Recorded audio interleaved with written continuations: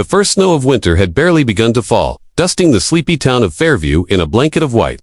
On Main Street, old lampposts flickered through the morning fog, and the golden light from one particular shop window stood out against the cold gray of dawn. Bell's Bakery was etched in faded gold lettering on the glass, and behind it stood Thomas Bell, a man in his late 60s with kind eyes, flour-covered hands, and a heart that had endured more than most knew. Thomas had opened the bakery over 30 years ago, alongside his wife, Emily. Back then, the place bustled with lifelines out the door, children begging for jelly donuts, neighbors catching up over fresh cinnamon rolls. But times had changed. Emily had passed away 10 years earlier, and a corporate supermarket had recently opened nearby, pulling away most of the town's business. Still, Thomas came in every morning at 4 a.m., kneading dough, with hands that trembled slightly now, not from age, but from quiet perseverance. He never said it aloud, but loneliness wrapped around him like a second skin. The bakery wasn't just a shop. It was his sanctuary, his purpose. And though the shelves stayed full and the register grew light, he refused to close the doors. That morning, Thomas was just setting a tray of sourdough loaves onto the front display when the bell over the door jingled faintly. The air rushed in with a gust of cold and a man, he was gaunt, soaked from the snow, clothes frayed at the cuffs. His boots were mismatched. A worn gray hoodie clung to his bony frame, and his eyes sunken, glassy, and red held something deeper than hunger. They held despair. Thomas looked up and gave a gentle nod, brushing flour off his apron. Morning, friend, he said warmly. The man hesitated, standing just inside the doorway, dripping onto the tiled floor. He looked like he hadn't spoken. In days. Sir, he finally said, his voice cracking. I haven't eaten in 2 days. If you have a stale crust or something left over, I'd be grateful. Thomas looked at him a long moment. Many would have turned away, called security, judged, but not Thomas. Come on in, sit. He gestured toward a wooden bench near the counter. Let me fix you something warm.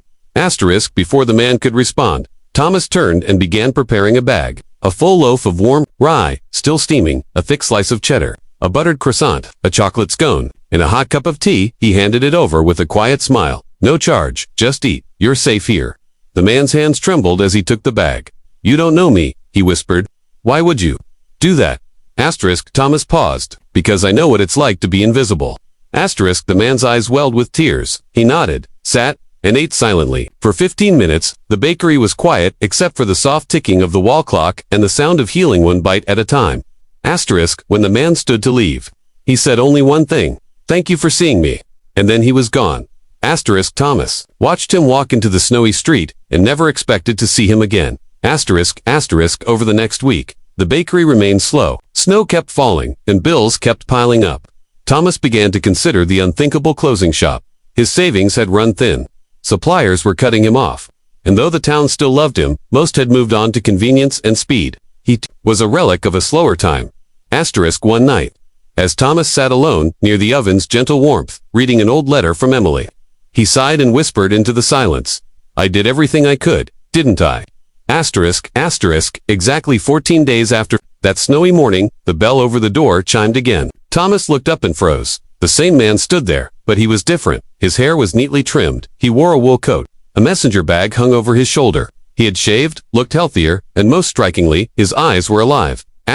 Good morning, he said with a small smile. I was hoping you'd be here. Thomas blinked. You look well. I am, the man said. My name is Dr. Samuel Reeves. I'm a cardiac surgeon. Thomas raised an eyebrow. I should say. My wife died in a car accident 2 years ago. I blamed myself. I drank, I lost my position at the hospital. My house, my friends, everything. I ended up sleeping on benches, unable to even look people in the eye. He stepped closer. But that morning, you didn't just give me bread. You gave me dignity. You looked at me like I was still human. That moment, it saved me. Thomas listened, speechless. I went to a shelter after I left your shop. Got into recovery. Reached out to some people from my past. I've been sober 12 days now.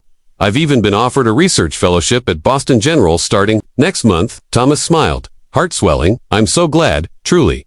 But you don't owe me anything. Samuel shook his head. I disagree. He reached into his coat and pulled out a file folder. Inside were documents. I purchased the building next door. I'm turning it into a community clinic, free services, mental health support, food distribution, and your bakery. He hesitated, then smiled. You're not going out of business. I'm your new partner, quiet, silent unless you want otherwise. I'll pay off your debts, get you new equipment, hire 2 part-time helpers. Asterisk Thomas's hands trembled as he took the papers. I don't know what to say, asterisk, just keep baking, Samuel said softly, because there's no telling how many more lives you might touch. Asterisk in the months that followed, Bell's Bakery flourished once more. New ovens arrived. Locals returned, drawn not just by the scent of sourdough but by the heart of the place. A sign was painted above the counter. Asterisk kindness is our secret ingredient. Asterisk and across the street, Dr. Reeves' clinic opened. On opening day, Thomas brought over 2 boxes of muffins and said with a wink, doctor's orders. Asterisk years later, a young boy sat with his mother at the bakery, biting into a cinnamon roll. Asterisk why do you always bring me here? He asked. Asterisk his mother smiled and pointed to the picture on the wall, an old photograph of Thomas and Dr. Reeves, shaking hands in front of the shop. Asterisk because this place reminds me, she said, that sometimes, giving a little more than asked, can change everything. Asterisk one loaf of bread, one act of compassion, one human soul, brave enough to say, you matter. Asterisk that's all it took to turn despair into hope, hunger into healing, and a stranger into a miracle. Asterisk never underestimate the power of a single, selfless moment. You may not see the miracle right away, but kindness always echoes, even years later, in ways you'd never imagine.